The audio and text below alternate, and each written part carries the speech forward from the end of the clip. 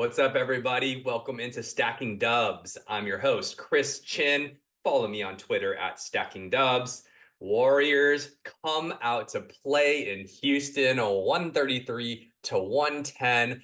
Just like to say a little RIP to our friend Tari Eason and the Houston Rockets postseason hopes. You made a great run at the end of the season here, but you woke up the sleeping bear in that of the Warriors and the Warriors veterans specifically. Warriors win a season high sixth straight game.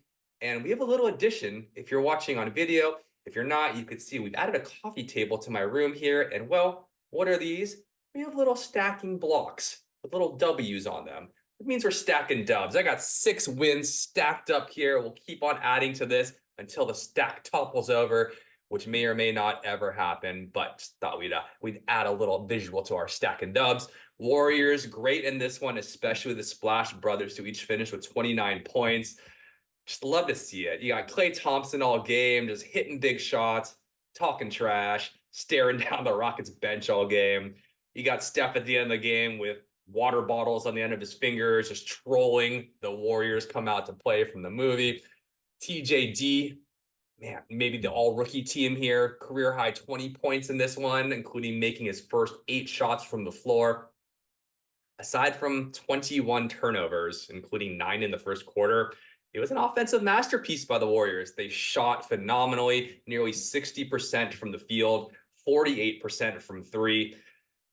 You could say the shooting covered up some of the sloppy play. Again, the turnovers were just a bugaboo that continues to just stick with us and plague us this whole season, but the shooting covered it up tonight. In the past, the defense has also covered up the turnovers, but nevertheless, the Warriors find a way to win handily, and once again on the road, facing a little bit of a challenge, a little bit of adversity, show a little killer instinct as they finish this one off.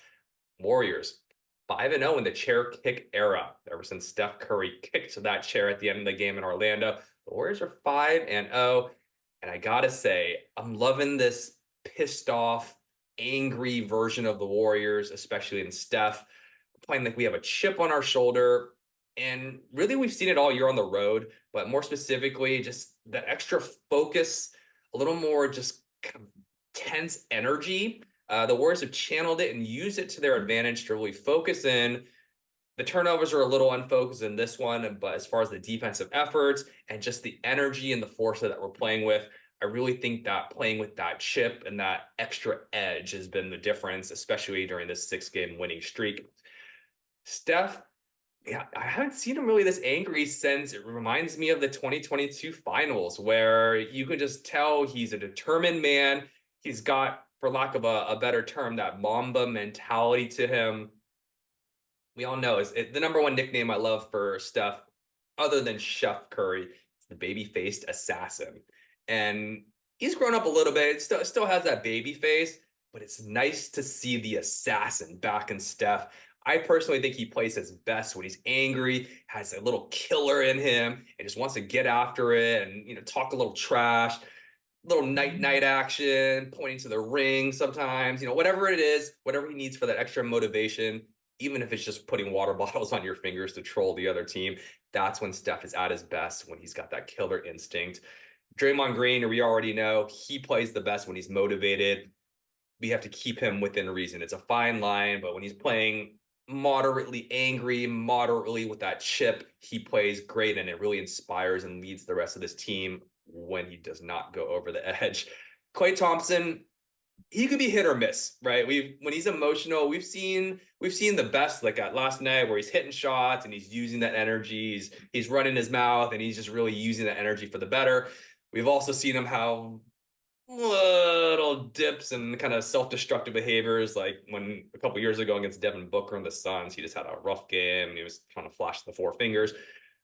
We're not going to even get into that side of Klay, but let's just say that Klay tends to be hit or miss, but I love it when he's hitting, and I love it when he's talking that trash. A fired up Steph Curry, he's more aggressive. He attacks the hoop more. He just kind of has a little more juice, particularly on the offensive end, and really just doesn't settle. He attacks and he gets to the hoop and creates from there. Got to the free throw line 9 times in this one. even gave a very obvious sarcastic celebration, got to the line after getting hip checked and just leveled on one, got the call, celebrates, pumping his fists everywhere because you know what? We've seen close to as obvious a fouls not called on Steph, so it was nice to see him finally get some calls in this one. Steph Curry is on pace once again to win the free throw percentage title for the season. Fifth time he would do this, and the number one in his career from the free throw line in the NBA history. I think Steph's free throws are really what sets him aside as just the GOAT shooter, right? We can talk about his threes, and no one's even close to touching him from three. As the game evolves, progresses, and everyone shoots threes, you may see some of his three-point records go down, especially from a volume standpoint. We're not even going to talk about how great he is at being able to get his shot off and find creation despite 2 to 3 guys always eyeing him at the three-point line. But my point is that he is untouchable as the greatest of all time shooter because of this free throw prowess, because he just always leads the league in free throws. And it's really, you can be a great shooter from three, but when you couple all his three-point accolades with the fact that he's the best free throw shooter ever, there's no debate, and there may not be a debate, at least in my lifetime, as to who the best shooter ever was. Great shot in this one in Houston. I mean, we have a lot of Warriors fans, as they always travel very well, but that's a cute kid, had a sign says, Steph Curry, I'm your biggest fan, to which I thought, that is nice, but you couldn't be more wrong, kid. I am Steph Curry's greatest fan. I will not let anybody take that title from me. It really puts a chip on my shoulder. I become the babyface assassin when I see someone else claim Steph. So Steph, I'm your greatest fan. Don't forget it. So coming back to this chip on the shoulder mentality as it pertains to the defensive side of the ball, and I'm talking about Draymond Green. We already know Draymond is a great, we call him a 16-game player, right? Playoffs, he's locked in, he's motivated, he plays as good a defense as you'll ever see. During the season, regular season, we know from time to time he can kind of take mental breaks. He doesn't always play with force, and he'll have some subpar regular season games. Obviously, in a season like this, you really can't take too many games off. So when we see a motivated Draymond Green that's focused, has a little bit of an edge, has something to prove, you call Draymond Green and the Warriors out, telling them Warriors come out to play Tari Eason, that's when you're going to get the best version of Draymond, not only on the defensive side of the ball, but both sides of the ball. I say all this because I want to talk about Draymond's role as a defensive center and then as a defensive power forward. I think Draymond Green, we already know as a center on defense, it unlocks so much for this team. He defends guys like Jokic, Anthony Davis, Giannis, Embiid, as well as anybody will guard them in the league. And it's crazy because he's 6'6", and he unlocks so much on the offensive side of the ball when he's at that center position, gives us our 5-out and all the spacing. But all that being said, I think Draymond Green is at his best as a defender when he's playing the power forward position, especially when you pair him with a shot blocker like TJD, which is my point to all this. We've seen it before in the past when Draymond's with Andrew Bogut, right? That's when Draymond really blossomed and came into his own, playing as a power forward. He's everywhere. He's more out from under the hoop and just on the wing, just attacking. He can be a point of attack defender, which, gosh, think about it. I mean, he's as good a help defender in the league as there is. He also might be as good of a point of attack defender on the perimeter as there is. It's just great to see him being aggressive and putting pressure on the ball. And having TJD in the lineup allows him to do that. He can be more aggressive and know that there's help behind him, or he's not necessarily the last line of defense. Case in point, this season, when our front court has been Draymond Green combined with TJD, our defensive rating is 96.2. That's unbelievable. Warriors on the season, I believe, are around like 118 defensive rating, and to be at 96.2, that's 22 points better per 100 possessions on the defensive end of the floor. So it speaks for itself, those numbers, but you can just see that Draymond Green is a pit bull out there, especially at the 4. Which leads me to the question of what happens when Jonathan Kuminga returns. It sounds from what Steve Kerr's been saying, and Kerr's been pretty non-committal about it when asked if Jonathan Kuminga is going to be starting when he returns. It sounds like Kuminga might be coming off the bench. The starting lineup's been great, especially on defense lately. I think it makes the most sense to have Kuminga back coming off the bench. I don't want to rock the boat too much because what happens, and the biggest question with this front court is, can you have enough shooting? Is there enough spacing with Draymond Green, TJD there together, which they found ways to exist? Can that still be replicated when Wiggins is no longer the small forward and you have Kuminga in there, particularly as we look forward to the future, where who knows if Wiggins is going to be with this team or not after the offseason. But I think Kuminga and TJD are building blocks for the future. Obviously, Draymond Green still has 3 more years on his contract. Those three need to be able to coexist and play together. So the question is, can Jonathan Kuminga space the floor on offense to still give us enough firepower and room to work on that side of the ball?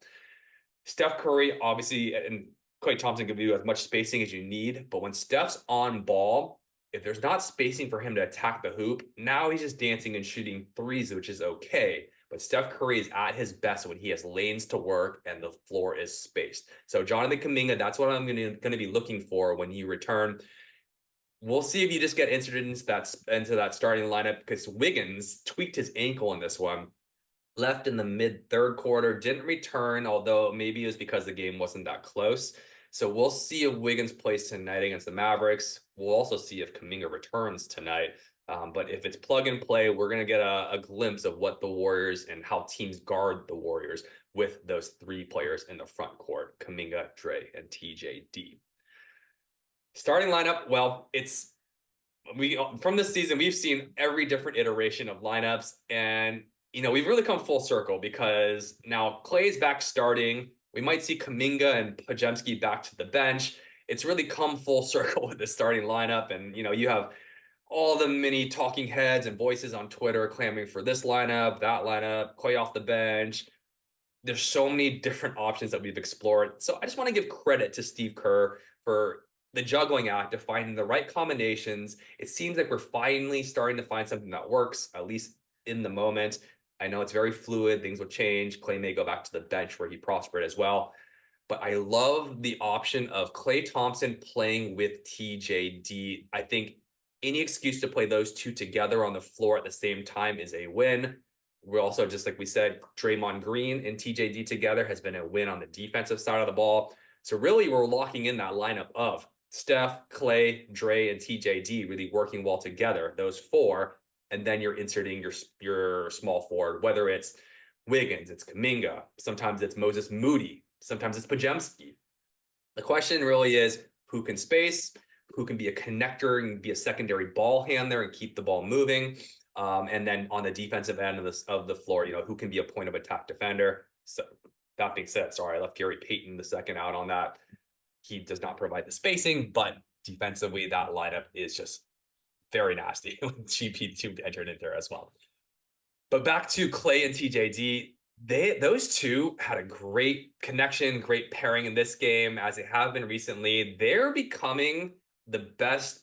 Their pick and roll between Klay and TJD is becoming the best offensive sets that the Warriors have outside of all the Steph Curry action. In this one, TJD had a nice baseline pass to Klay in the corner in the first quarter. And Klay drains it from the corner, and you can just see that TJD is really coming into his own as a passer. Later on in the game, Klay finds TJD cutting, runs back with his goggles on.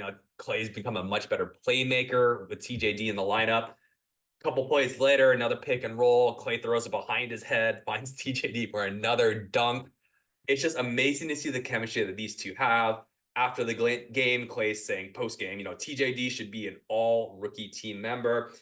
It just shows that they are very supportive and just have great rapport and just have a great connection, even off the court. Klay Thompson this whole season has been calling Trace Baby T, making fun of him, just kind of chiding him as a rookie. But you can see that Klay has really stepped into this leadership and this mentor role, if you will, and taking Baby T under his wing. Side note, if you didn't know, he called him Baby T until Trace Jackson Davis had a double-double, which he's done long ago. So now he's TJD, but he was Baby T for a while. Anyways, it's love to see Klay in this leadership role. It's kind of shown a new aspect of maturity to him. And part of growing up is finding ways to be a leader and a mentor to others, and that's part of your own maturation process. So just tip of the hat to both Killa Klay and TJD for really evolving together.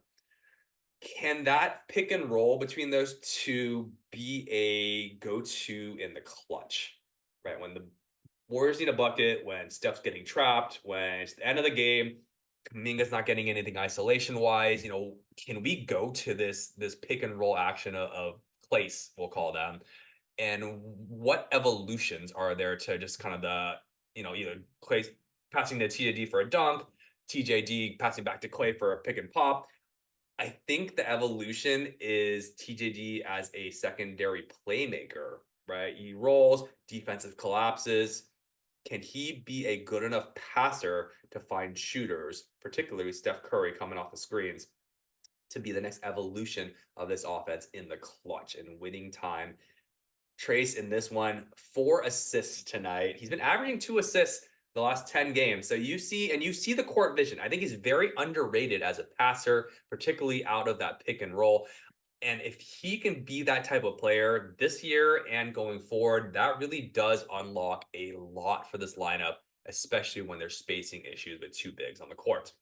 So those are things I loved in this game, things I want to keep coming back to. And we can just stay focused, play pissed off, play angry, play with some edge, like someone just called us out to come out and play.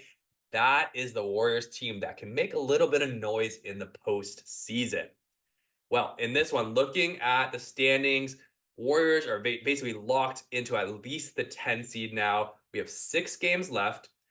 We are 1 game back of the Lakers in the loss column. We are 2 games back of the Kings in the loss column. The Kings tonight for that 8th seed. Kings have to play at the Celtics tonight. Then they go play at the Thunder. Those are 2 very tough games. Then they play the Pelicans, and then they play the Suns. Those are 4 playoff teams. It's very possible that we can catch the Kings. We probably would have to win out, and the Kings need to lose. Well, they would need to lose 3 games because they have the tiebreaker on us. But it's very possible to catch them if the Warriors continue to win. We'll see. The Lakers, well, we still play the Lakers, so if we beat them, they're still going to have a tiebreaker on us if we're tied. But here's what's interesting. Despite the Lakers and the Kings each having individual tiebreakers on the Warriors, if all 3 are tied at the end of the regular season, the Warriors would settle into the 2nd spot between those 3, because I think it goes to either division record, or I honestly forget what it is, but those 3 tied, the Warriors would be 2nd and the Lakers would be 3rd, which would mean we would be the 9 seed for all intents and purposes. So Warriors got to win out, or at least win 5 and get a little bit of help here. Coming up, we have the Mavericks tonight. Then we go back to California, play at home against the Jazz, then at the Lakers. Then we go up to Portland, which has to be a win. Then we play the Pelicans, who may or may not be resting people at that point. We'll be at home, and we finish at home with the Jazz. So all very winnable games. I would honestly assume we win 4 of those games, and if we win 5, we give ourselves a chance to get up to that 8 seed, or maybe even just get to the 9 and have home court on the Lakers. All right, you guys. Well, let's see if we can grow this stack. Keep on going. I have more blocks to come. That's the nice thing about virtual clip art. There is no limit to how many Warriors blocks and W blocks I can add to this. So let's keep on stacking those dubs. Tari Eason, we'll see you next season. Thank you guys for joining me today. I have been your host, Chris Chinn. And until next time, peace, love, and stacking dubs.